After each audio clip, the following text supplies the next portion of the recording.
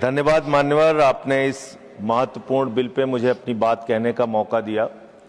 मान्यवर, मैं इस बिल के विरोध में अपनी बात कहने के लिए खड़ा हुआ हूं और इस बिल का विरोध इसलिए कर रहा हूं कि आप इस बिल को अगर एक लाइन में कहना चाहें तो लौट के बुद्धू घर को आए वाला बिल है ये। मान्यवर, पहले आपने कहा डिजिटल इंडिया होना चाहिए, सारा व्यापार डिजिटली करिए, छोटे छोटे पेमेंट आप डिजिटली करिए। प्रधानमंत्री जी गर्व से कहते हैं वो चाय वाले हैं, लेकिन इस बिल के माध्यम से चाय वाला, सब्जी वाला, समोसे वाला, ठेले वाला, ऑटो वाला, टैक्सी वाला, रिक्शा वाला, सबका व्यापार आप चौपट कर रहे हैं।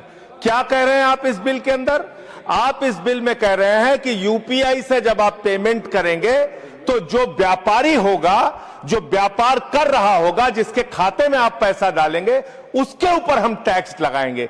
क्यों लगाएंगे आप टैक्स? छोटे छोटे व्यापार, सब्जी वाले पे, चाय वाले पे आप अतिरिक्त भार डालने जा रहे हैं। और देश के अगर मान लीजिए आप उनके ऊपर भार डालने जा रहे हैं, वो किसी उपभोक्ता का रिश्तेदार तो है नहीं मान्यवर, घुमा फिरा के वो अपने सामानों का दाम बढ़ाएगा, जिसका खामियाजा लोगों को भुगतना पड़ेगा, जिनके ऊपर टैक्स के बढ़ने के कारण महंगाई बढ़ेगी। तो ये दो तरह से मार करने वाला टैक्स है, नंबर एक।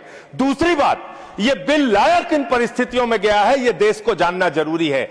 31 मार्च 2026 को जो यूनाइटेड स्टेट्स ट्रेड रिप्रेजेंटेटिव्स है, यूएसटीआर, इसने आपत्ति जताई कि हिंदुस्तान में यूपीआई पर जीरो टैक्स की वजह से हम लोग बर्बाद हो रहे हैं।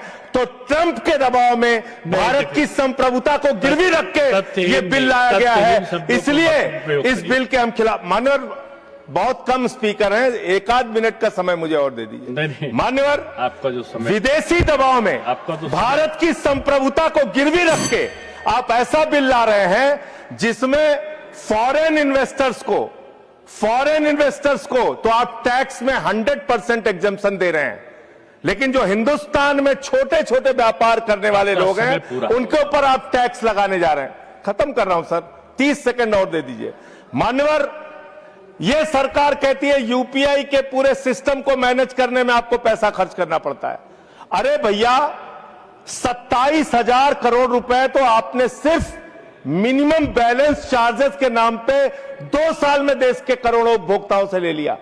तो इसलिए मैं आपके माध्यम से कहना चाहता हूं सरकार से, ये बिल इस देश के आम आदमी के खिलाफ है, छोटे व्यापारियों के खिलाफ है। इस बिल के विरोध में अपनी बात कहते हुए अनुरोध करूंगा कि इसको वापस लिया जाए।